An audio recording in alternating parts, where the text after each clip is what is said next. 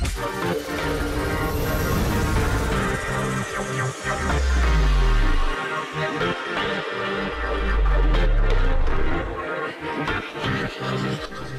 story time. Storyteller aku hari ini seorang teman pastinya yang udah lama banget aku gak ketemu. Saking kangennya aku telepon, aku ngajak podcast, langsung jawabannya iya. Appreciated banget sih. Siapakah dia? Indra Bruggman. Hai Cacu. Hai juga. Masih manggil aku Cacu ya? Cacu, harus Cacu gitu. Thank Itu kan you panggilan for kesayangan. today. Amin. Sama-sama, terima kasih banyak udah masih ingat. Selalu lihat di Instagram sih sebetulnya. Dan gue bilang ini masih hits ya, bisnisnya bagus, semuanya bagus. Habis mau gimana lagi Cacu, kan udah gak main sinetron, kan harus ada Kegiatan baru. job sampingan gitu ya untuk bayar listrik. Ya Bisa sih? Beli aja. baju gitu. Dek, kita mau bahas 3 hal. Indra Bruggman dan karir, Indra Bruggman dan bisnis, karena sekarang kamu lagi banyak bisnis, dan pasti yang terakhir keluarga, terutama ibu. Mungkin kita awal dengan karir ya, Dek. Kamu kan saya tahu datang dari Tasik. Awal tuh tahun berapa ya? Dulu itu ke Jakarta tahun 97. 97 casting di Salah satu PH, terus dapat peran yang Jini Ojini itu. Udah deh tuh sampai sekarang. Awalnya emang pengen masuk dunia entertain atau emang secara kebetulan?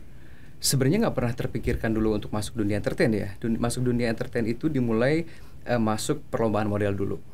Itu pun karena tiba-tiba teman SMP itu ngajak, SMP apa SD ya? SD kayaknya. Kelas 6 tuh ngajak perlombaan di sebuah mall, dan nggak tahu kenapa tiba-tiba langsung mengiyakan. Padahal pada saat itu kan gue bukan tipikal orang yang berani untuk tampil gitu, cenderung untuk minder orangnya. Tapi kenapa itu pada saat itu mau, terus akhirnya ikutan, juara 1, ya udah jadi ketagihan gitu. Akhirnya tahun 95 ikutan perlombaan di sebuah majalah remaja. Tahun 97 ya casting itu. Iya, tahun 97 saya belum masuk ke dunia entertain sih. Saya udah lihat di duluan ya. Saya lihat kamu di TV, udah pasti itu. Jangan sih. bilang waktu itu kamu masih SD. Ya enggak dong ya. Berarti saya tua banget. Belum masuk ke dunia entertain loh, bukan umurnya. Oke, sip. Terus waktu awal kan berarti kan kamu nggak ada basic acting sama sekali kan? Nggak ada. Dan syukurnya di Indonesia itu nggak perlu punya basic acting untuk masuk ke dalam industri sinetron ini gitu kan. Yang penting kita ada di saat yang tepat, saudara lihat dan membutuhkan karakter kita ya. Selanjutnya proses di lokasi syuting. Ada kesulitan nggak di awal? Kan maksudnya kamu bukan orang Jakarta, awalnya kan dari daerah. Orang kampung ya. Maksudnya sama, saya juga dari daerah kok. Ada bukan minder sih kata-kata, lebih ke yang insecure mungkin ya. Iya kan awalnya, apalagi kamu langsung ketemu depan kamera. Ada nggak feeling, aduh gila gue ketemu ini insecure, gue bisa acting atau enggak? Nah itu banyak lah, karena satu juga karena memang kita dari daerah terus ke Jakarta, terus pada saat syuting pun ketemu sama Diana Pungki, which is yang dulu waktu gue tinggal di Tasik, gue cuma lihat beliau itu di TV di setiap apa sih kalender ya? Ya semua kalender itu ada mukanya Diana Pungki, dan tiba-tiba gue harus beradegan mesra sama Diana, dan itu membuat gue yang gitu loh, banyak gitu. Jadi tapi bersyukurnya mereka itu yang mengayomi, yang mereka tahu bahwa gue ini pendatang baru dan perlu untuk dikasih tahu dan dikasih arahan. Mas Eko almarhum, terus juga Bang Jaka, itu mereka yang dengan sangat sabar melatih gue, mengajari gue semua tentang acting gitu. Sempat dimarah-marahin saudara nggak? Sempat mengalami hal-hal itu nggak? Alhamdulillah sih nggak ada ya. Nggak ya? Nggak seperti teman-teman yang lain yang mereka suka dilempar gelas, dicaci, dimaki gitu kan. Bersyukur gue masuk ke dalam dunia entertain ini, dunia syuting ini dengan cara yang boleh dibilang gampang. Pada saat pertama kali casting langsung dapat peran itu, ketemu dengan orang-orang yang baik pula. Berarti langsung main talent ya? Langsung main talent. Wow, itu bersyukur sih. Dari Tasik loh ya. Iya. Gitu ya. Yang nggak pernah memimpikan bahwa akan masuk dunia model, dunia sinetron, terus tiba-tiba dapat peran langsung di sinetron yang cukup fenomenal itu. Iya. Terus masuk MD itu tahun 2004 kalau nggak salah ya. Kau dan Aku apa ya? Yes, Kau dan Aku 2004. I think I don't remember sih. Itu waktu kan Indra sudah besar lah. Kita maksudnya mengejar karena ya kita baru, waktu PH baru, dan semua yang kita tarik bintang-bintang besar untuk at least kayak stempel lah nih MD nih keluar gitu kan. Awalnya kan juga kita bikin dengan ikhlas, Tamara, Tengkurian, terus masuk kau dan aku. Kebetulan ceweknya kan baru banget crash kan, Luna kan waktu itu kan, dan langsung boom gitu kan. Karena emang dia keluar dengan sesuatu yang baru kan gitu. Ini kan pertama kali lu namanya muncul di sinetron ya? Itu pertama kali lihat namanya dalam frame gitu kan. Wow, cantik banget ya. Iya emang. Dengan rambut yang kemerah, apa ya, gold gitu, emas gitu, terus boleh banget ya. Dan cantik banget emang. Nah, kesannya waktu pertama syuting, Luna kan juga baru. Pasti kamu juga tahu posisi-posisi itu gimana tuh awalnya?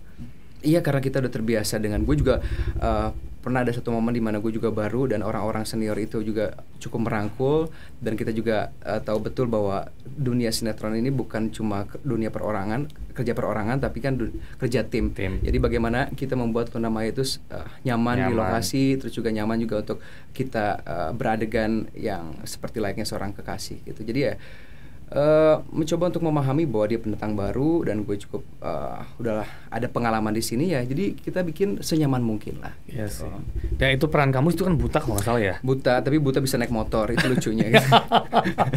Dan sinetron ya, itulah sinetron. Ya, tapi, pernah nggak memerankan peran-peran sebelumnya buta? Kayaknya itu baru pertama kali. Itu pertama kali ya? Dan itu agak susah ya, karena kita nggak bisa ngelihat normal terus tiba-tiba harus beradegan buta. Itu ada hal yang apa ya, jadi gue harus konsen betul gitu, ada karena secara gitu. Mata harus like fokus gitu kan. Tapi sementara kalau sesuatu yang datang dari hati kan mata keluar dari mata kan gitu. Itu yang agak susah sih gitu. Itu peran yang paling terberat selama gue berkarir di dunia sinetron. Oh, berarti pertama kali ya peran buta ya. Dan selama kamu syuting kan maybe more than 10 years, ada nggak peran yang kamu pengen sampai sekarang kamu belum dapat? Apa ya? Gak tahu ya peran apaan ya. Semua kayaknya. Selama ini kamu kan main pasti jadi orang baik. Main. Orang jahat juga ada sering sih. Pernah juga. Cuman kata orang-orang mungkin karena dari awal udah peran orang baik, jadi begitu memerankan peran orang jahat buat mereka tuh nggak cocok. Padahal buat gue pribadi, gue lebih senang berperan sebagai peran antagonis gitu, karena gue bisa meluapkan emosi-emosi yang selama ini tersimpan, dan itu gue bisa salurkan di peran tersebut. Tapi maksudnya berarti jarang dapat peran itu kan? Jarang. Nah sekarang mukanya terlalu baik kali ya. Oke, baiklah. Sih. Sekarang udah berapa tahun nih kamu nggak nongol di TV, nggak bermain sinetron? Udah lama loh. Terakhir itu main sinetron stripping sempet itu sih 2 tahun lalu ya. Tapi setelah lama bertahun-tahun vakum karena pengen coba lagi sekarang gimana sih keadaan sinetron gitu kan, apakah lebih baik, apakah lebih buruk. Tapi ternyata keadaannya tidak lebih baik daripada waktu terakhir kamu main syuting gitu. Akhirnya membuat kita frustasi gitu, maksudnya semakin kesini kan kita mengharapkan sesuatu yang lebih gitu kan, ada ekspektasi, ada harapan-harapan di mana oke, kalau gue udah lama syuting ini gue pengen dapetin ya at least sutradara yang bagus, director yang bagus, pemain-pemain yang bagus. Tapi kayaknya kok makin kesini ya gitulah gitu. Jadi udah kayak industri ya, udah kayak udah gitu banyak perubahan-perubahan di lokasi syuting yang membuat kita juga aduh, kalau gue nggak ngerti dengan apa yang gue perankan, dengan jalan ceritanya, gimana gue bisa menyampaikan itu dengan baik kepada masyarakat gitu. Jadi makin tua kan makin pemilih lah gitu. Tapi tawaran pasti masih banyak kan, karena kan sekarang sinetron dan segala macam masih lagi program jalan terus gitu loh. Kalau tawaran sih masih untuk talk show, untuk cuma sekedar jadi bintang tamu, untuk stripping. Cuman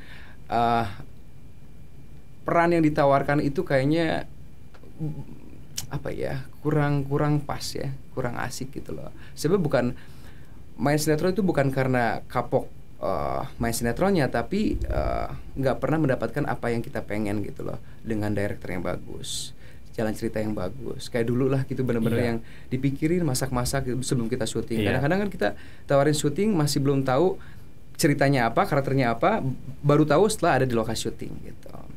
Sekarang kan lagi booming nih web series nih, Dep. Banyak banget web series menawarin. Ya kan cuman 8, 10 dan secara organize mungkin lebih organize karena emang web series lebih seperti film. Kita preparationnya ya dipikirin semuanya gitu kan. Kalau misalnya ke depan tidak menutup kemungkinan kan untuk melakukan itu kan, mengambil kerjaan seperti itu. Ceritanya bagus, kita tahu direkturnya siapa gitu kan, pernah garap apa gitu kan. Kayaknya itu patut dipertimbangkan gitu. Toh juga tidak memakan waktu yang kayak stripping berbulan-bulan gitu. Karena kan ada kerjaan. Betul. Ya, sekarang aku tahu kamu lagi berbisnis kan. Apa sih dia yang kamu lagi jalanin? Kayaknya ada beberapa bisnis ya, bukan cuma satu yang aku lihat. Ada bisnis hijab, namanya brandnya Umimi, itu diambil dari nama mama almarhumah gitu kan, Mimi, jadi Umi, Mimi, jadi Umimi gitu. Itu brand baju syar'i, udah jalan sekitar 5-6 tahunan lah ya gitu. Terus sekarang lagi coba untuk buka warung kopi gitu di Tebet juga. Tebet ya, ya aku lihat Kopi Bruk gitu. Kopi Bruk ya, signifikan ya. Dan sekarang udah masuk yang ke outlet yang kedua. Yang pertama itu Kopi Logic, itu punya kakak. Kalau sekarang tuh Kopi Bruk ini pure punya kami adik-beradik gitu. Oh oke. Itu di situ hanya kopi atau ada makanan juga? Basically kita jualnya itu kopinya, tapi ya namanya orang pergi kopi pasti ada makanan. Jadi ada nasi bakarnya dan itu terkenal enak. Terus juga ada cemilan-cemilan kecil pendamping kalau kita minum kopi lah. Ya. Gitu. Nah perbedaan nih deh, kalau kamu main sinetron ataupun jadi artis kan, kamu sebagai public figure, kamu datang, kamu acting, kamu selesai, kamu pulang. Kamu nggak mikirin yang lain. You know how business is. Dengan pandemi seperti ini, sulitnya. Di sini kamu harus menghandle dari segi keuangan, dari segi karyawan, dari segi quality control makanan. Nah itu gimana tuh? Kan itu kan drastis berbeda banget tuh antara kamu sebagai artis yang cuman emang kasar datang bekerja, terima skrip, pulang gitu. Kayak you don't think about the crew. Beda lah, beda banget cup of tea-nya. Itu apa yang kamu rasakan dan kesulitan-kesulitan apa yang kamu dapat di situ? Banyak sekali kesulitan, tadi seperti yang Cacu bilang bahwa banyak sekali hal-hal yang kita harus kuasai dan kita harus lakukan dari A sampai Z-nya gitu kan. Tapi itu menjadi sebuah tantangan tersendiri karena kita pengen menguji sejauh apa kita punya kemampuan. Kalau selama ini kita cuman dimanjakan, kita datang ke lokasi, syuting, habis itu kita pulang gitu kan. Tanpa memikirkan proses editing, jalan cerita apa segala macam. Kalau sekarang dengan bisnis yang baru ini, semua aspek yang terlibat dalam sebuah bisnis itu harus benar-benar kita kuasai dan alhamdulillah saya bisa dan mampu untuk melewati itu semua gitu. Jadi banyak banget tantangan tapi membuat kita menjadi lebih merasa bahwa oh ternyata kita mampu gitu loh. Kita mampu bukan karena kita karena kita mau belajar gitu. Banyak kalau saya tuh tipikal orang yang suka dengan punya kontrol, walaupun lebih ribet prosesnya, tapi at least I have my own control gitu loh. Jadi di bisnis itu saya dapetin kontrol yang saya mau, karena saya berkuasa atas semuanya. Kalau di syuting memang enak, tapi kadang-kadang kan kita harus ngikutin semuanya, ya, karena banyak aspek lah. Permintaan PH-nya apa segala macam yang membuat akhirnya kayaknya pengen punya bisnis yang kita punya kuasa atas semuanya gitu loh. Jadi nggak bisa diatur-atur. Saya memang tipikal orang yang susah untuk diatur sih, dan nggak mau diatur juga. Seberapa besar nama Indra Bruggman membantu di bisnis kamu ini? Sangat membantu. Sangat gitu. Membantu ya? Sangat membantu, apalagi untuk perkenalan sebuah produk baru. Tapi kan balik lagi, kalau kita berbisnis itu tidak bisa mengandalkan cuma sebuah nama yang dikenal orang, tapi produknya paling penting. Untuk pengenalan, ya nama saya mungkin cukup membantu untuk kita mengenalkan sebuah produk, tapi balik lagi pada kualitas yang kita tawarkan kepada konsumen, itu yang lebih penting. Ide pakai nama Kopi Bruk dari kamu sendiri pastinya? Sebenarnya nggak, tanya mau copycat, cuman kok copycat perempuan banget gitu kan, copycat gitu.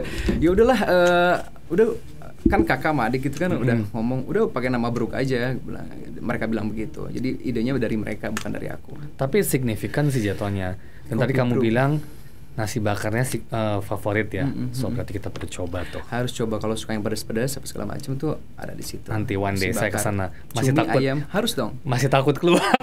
Jangan takut-takut, ini udah setahun loh dengan keadaan kayak setahun begini. Emang. Terus kamu juga sempat iseng-iseng bikin YouTube kan, Dek? Terus kenapa tuh nggak lanjut? Aku sempat lihat lucu sih, kayaknya kan kayak memory back with Jaka, with all that people kan. Iya, tadinya kan kita mau mengulang sebuah momen, tapi ternyata momen itu nggak bisa diulang dua kali ya.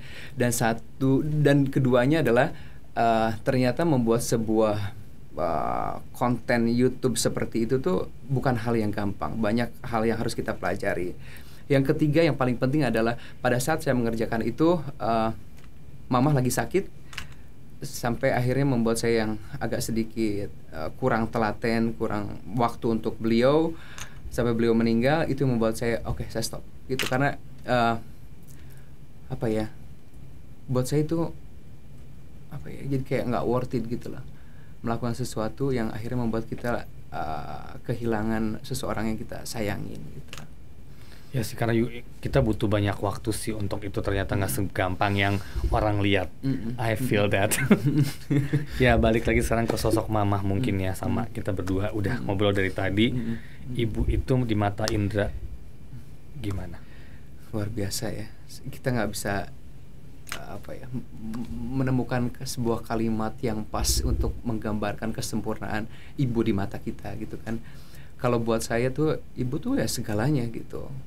Fans nomor 1, pendukung nomor 1 gitu, yang mengajarkan kita tentang semua hal yang kita tahu sampai kita bisa jadi seperti sekarang ini. Saya percaya bahwa saya bisa jadi seperti sekarang ini, sekuat ini gitu kan, karena doa dari beliau. Pasti, gitu. pasti. Jadi, begitu beliau nggak ada itu kayak dunia tuh runtuh gitu. Karena saya dalam proses apa ya, berusaha untuk belajar untuk yakin bahwa beliau akan sembuh pada saat itu, karena cuman jatuh aja, nggak kena apa-apa gitu kan. Terus juga beliau masih juga ngobrol apa segala macam, yakin bahwa beliau itu akan sehat. Tapi ternyata Tuhan berkehendak lain gitu. Jadi ya kayak apa ya, kayak masih nggak percaya sampai sekarang pun gitu. Tapi ya udah takdirnya begitu ya. Ada penyesalan nggak apa yang kamu belum lakukan untuk ibu? Aku nggak mau lari ke arah sana ya, tapi banyak hal-hal kecil lah, kayak misalkan dengan keadaan pandemi begini, jadi kayak kita kemarin tuh ngurung diri sama kita punya problem yang gitu sama kan. Jadi kenapa gue nggak apa ya, kalau gue tahu bahwa umur beliau itu akan sampai segini, gue pengen beliau itu menikmati masa tuanya tidak dengan di rumah aja, karena ketakutan kita, karena kasih sayang kita sama beliau akhirnya membuat kita oke, ini yang terbaik buat lo, tapi nggak belum boleh tentu kemana-mana ya, nggak boleh kemana-mana karena saking cintanya kita. Setuju. Menurut pemikiran kita, perasaan kita kan. Betul. Jadi gue pengen tuh sebenarnya buat orang-orang di luar sana yang masih punya orang tua, punya diberikan kesempatan orang tua, jangan mentang-mentang karena pandemi begini, karena ketakutan kita, karena kasih sayang kita, akhirnya membuat kita mendera ibu kita di rumah. Biarkan mereka itu hidup, menjalani hidupnya di masa tuanya senormal mungkin. Tugas kita sebagai seorang anak adalah tetap menjaga protokol kesehatan pastinya ya. Itu. Dan apa ya, menghibur mereka bahwa ini semuanya akan baik-baik aja dan bukan sesuatu yang perlu kita takutkan gitu. Ya sih, kalau kamu bilang paranoid, saya juga hal yang sama. Saya juga ada ibu di rumah, dan dimana sampai hari ini udah almost setahun lah ya. Kita dari Maret tahun lalu, this is Maret almost dan April. Mama juga nggak pernah keluar, dan tadi kita sudah ngobrol panjang sebelum podcast ini, dan aku terbuka juga pikiran di mana bahwa bener juga apa yang kamu ngomong gitu. Maksudnya kita terlalu mengurung diri dia. Dia mungkin senang-senang aja di rumah, tapi kita kan nggak tahu hati dia. Itu dia. Ya kan, sometimes mungkin dia juga jenuh. Kita manusia, kita aja jenuh. Kita udah kerja pulang, apalagi saya yang bener-bener never go anywhere gitu. Itu aja aku jenuh gitu, yang gila, aku nggak bisa ke mall, nggak bisa kemana-mana, nggak bisa duduk sama teman-teman kayak dulu, nggak bisa ngumpul, karena terlalu banyak unsur ketakutan yang ada dalam diri kita yang mungkin harus sedikit kita break ya. Iya, karena ya itu tadi, karena mungkin kasih sayang kita terlalu besar, akhirnya kita apa ya, kita melakukan apa yang menurut kita baik, padahal belum tentu baik buat orang tua. Betul. Ya kan, mungkin mereka pengen berontak, pengen ngomong, tapi mungkin ada rasa sungkan pada kita sebagai anaknya gitu kan. Jadi saya cuma pengen berpesan sama orang-orang di luar sana yang masih punya orang tua, biarkan mereka menikmati masa tuanya gitu loh. Tugas kita adalah, mama mau kemana, ayo kita anterin, tapi tetap jaga protokol kesehatan, jangan dilarang-larang. Karena kan orang tua itu berpikirannya, umur gue berapa tahun lagi sih gitu kan, kita nggak pernah tahu ya. Gitu. Ya syukur-syukur kita diberikan kesempatan untuk tinggal bersama beliau ini lebih lama, tapi kan kita nggak pernah tahu. Jadi biarkan mereka menikmati masa tuanya dengan seindah mungkin. Tugas kita sebagai seorang anak itu, yaitu itu untuk sekarang ini. Setuju sih. Ini suatu masukan banget buat aku sih, terutama karena selama ini itu aku tadi bilang cannot go anywhere. Gila sih, maksudnya makanya punya planning sih ke depan aku akan ajak jalan-jalan, karena emang kita semua stuck sih sebetulnya. Stuck ya. Stuck banget, tapi ya nggak menyesali semua ini ya, kita bersyukur, tetap bersyukur kita masih ada kesehatan ya. Cuman emang balik lagi tetap kita harus jaga sih. Harus jaga. Ya. Mungkin pesan dan kesan Indra untuk ya tadi udah kamu sampaikan sedikit kepada pemirsa yang nanti kita nonton kita ini untuk lebih gimana? Iya, kalau keadaan kayak begini, tugas kita sebagai seorang anak adalah bagaimana kita meyakinkan orang tua kita agar mereka bisa menjalani hidup dengan seindah mungkin, seolah-olah ini pandemi tidak ada. Tapi tetap jangan lupa dengan protokol kesehatan, bahwa virus ini tetap ada, tapi jangan sampai mereka terdoktrin menjadi sebuah ketakutan yang akhirnya mereka tidak bisa menjalani hidup ini dengan sukacita, dengan gembira gitu. Kita penuh dengan stres ya soalnya ya. Jangan justru stres itu yang membuat kita lebih turun imunnya ya. Iya. Emang sih parah sih. Nggak usah terlalu dipikirin lah hal kayak begitu ya. Maksudnya kalaupun toh pada akhirnya kita akan kena, itu sudah takdir gitu. Tidak ada juga yang menjamin bahwa lu memakai masker seharian pergi kemana-mana lu tidak terkena. Kalau memang sudah waktunya lu terkena, lu akan terkena. Tapi bukan berarti juga lu sembarangan nggak pakai masker lu pergi kemana-mana gitu loh. Oke, thank you so much Indra. Sama-sama. Thank you for your share, your thoughts. Aku terbuka banget banyak nih soal, terutama soal ibu. Definitely that helps a lot. Thank you so much. Thank you everyone. Jangan lupa like, comment, and subscribe with Indra Bruggman. Definitely the one and only. Thank you. Thank you, Cacu.